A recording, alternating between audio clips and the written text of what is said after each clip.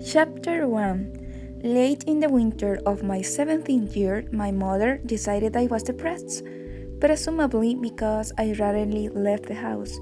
I spent quite a lot of time in bed, read the same book over and over, ate infrequently, and devote quite a bit of abundant free time to thinking about death.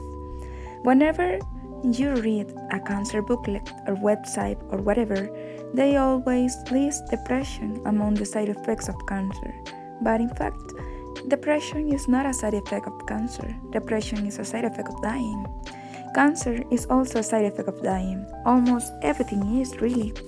But my mom believed I required treatment, so she took me to see my regular Dr. Jim, who agreed that I was veritably swimming in a paralyzing and totally clinical depression, and that therefore my meds should be adjusted, and also I should attend a weekly support group. This support group featured a rotating cast of characters in various stages of tumor-driving illness. Why did the cast rotate? A side effect of dying. The support group, of course, was depressing as hell. It met every Wednesday in the basement of a stone wall Episcopal church shaped like a cross. We all sat in a circle right in the middle of the cross where the two boards would have met, where the heart of Christ, heart of Jesus would have been. I noticed this because Patrick, the support group leader, and only person over 18 in the room, talked about the heart of Jesus every freaking meeting. All about how we, as young cancer survivors, were sitting right in Christ's very sacred heart and whatever. So here's how it went in God's heart.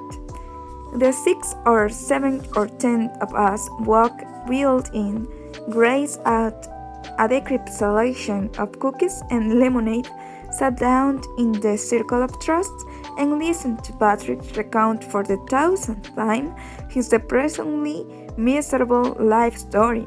How he had cancer in his bowel, and they thought he was going to die, but he didn't die, and now here he is, a full-grown adult in a church basement in the 127th nicest city in America, divorced, addicted to video games, mostly friendless, eking out a meager living by exploring his cancerastic past, slowly working his way towards a master's degree that will not improve his career prospects, waiting, as all we do, for the sword of Damocles to give him the relief that he escaped to lose many many years ago when cancer took both of his nuts, but spared what only the most generous soul would call his life. And you might be so lucky, too. Then we introduce ourselves: name, age, diagnosis, and how we're doing today. I'm Hazel, I say when they get to me, 16, thyroidic originally, but with an impressive and long settled satellite colony in my lungs. And doing okay. Once we got around the circle, Patrick always asked if anyone wanted to share, and then began the circle jerk of support. Everyone talking about fighting and battling and winning and trinkling and scanning. To be fair to Patrick, he let us talk about dying too.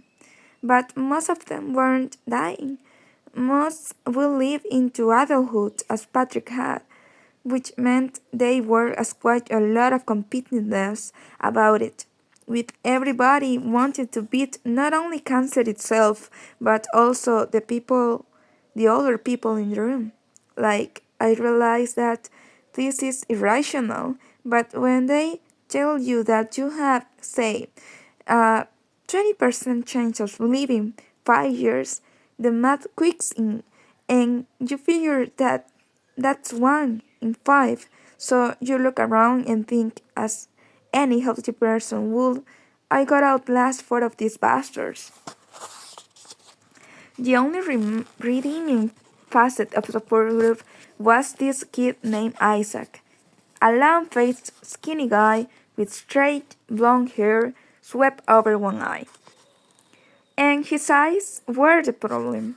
He had some fantastically improbable eye cancer. One eye had been cut out when he was a kid, and now he wore the kind of thick glasses that make his eyes both the real one and the glass one preternaturally huge, like his whole head was basically just his fake eye and his real eye staring at you. From what I could gather, on the rare occasions where when Isaac shared with the group, a recurrence had placed his remaining eye in mortal peril. Isaac and I communicated almost exclusively through sights. Each time someone discussed anti-cancer diets or snorting ground up shark fine or whatever, he'd glance over at me and sighed ever so slightly. I shake my head microscopically and exhale in response. So supergroup blue. And after a few weeks I grew to be rather kicking and screaming about the whole affair. In fact, on the Wednesday, I made the acquaintance of August Waters. I tried my level best to get out of support group while sitting on the couch with my mom in the third leg of the 12-hour marathon of the previous season's American Next Top Model, which admittedly I had already seen, but still. Me. I refused to attend to support group. Mom. One of the symptoms of depression is disinterest in activities. Me. Please just let me watch America's Next Top Model. It's an activity. Mom. Television is a passivity. Me.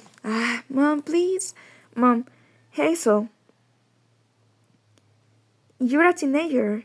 You're not like a little kid anymore. You need to make friends, get out of the house, and live your life. Me. If you want me to be a teenager, don't send me to support group. Buy me a fake ID so I can go to clubs, drink vodka, and take the boat. Mom, you don't take boat. For starters. Me. See, that's the kind of thing I know if you got me a fake ID. Mom, you're going to support group. Me. Mom. Hazel, you deserve a life. That shut me up. Also, I failed to see how attendance at support group met the definition of life. Still, I agreed to go. After negotiating the right to record the one that 5 episodes of ANTM I've been missing. I went to support group for the same reason that I once allowed nurses with a mere 18 months of graduate education to poison me with exotically named chemicals. I wanted to make my parents happy.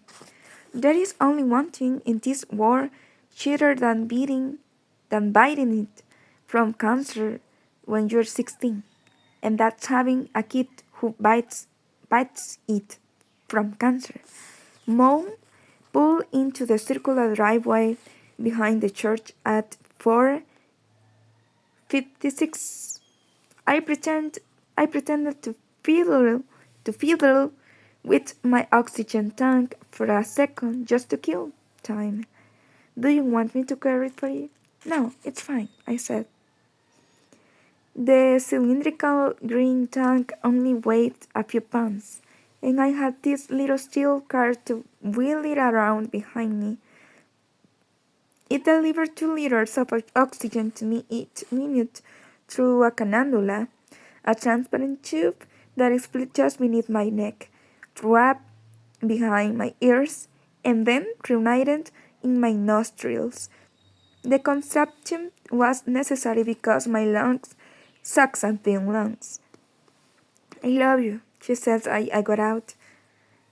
She says she said as I got out. You too, Mom. See you at 6.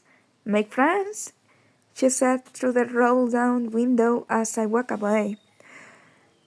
I didn't want to take the elevator because taking the elevator is a last days kind of activity at support group. So I took the stairs, I grabbed a cookie and poured some lemonade into a Dixie cup and then turned around. A boy was staring at me. I was quite sure I'd never seen him before. Long and leanly muscular.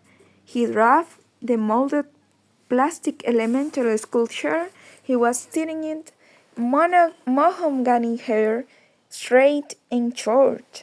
He looked my age, maybe a year older, and he sat with his tailbone against the edge of the shirt, his posture aggressively poor, one hand half in the pocket of dark jeans. I looked away, suddenly conscious of my right insufficiencies. I was wearing old jeans, which had once been tight but now sagged in weird places, and a yellow t-shirt advertising a band I didn't even like anymore. Also, my hair. I had this beige boat haircut, and I hadn't even bothered to brush it. Furthermore, I had ridiculously fat chipmunk cheeks, a side effect of treatment.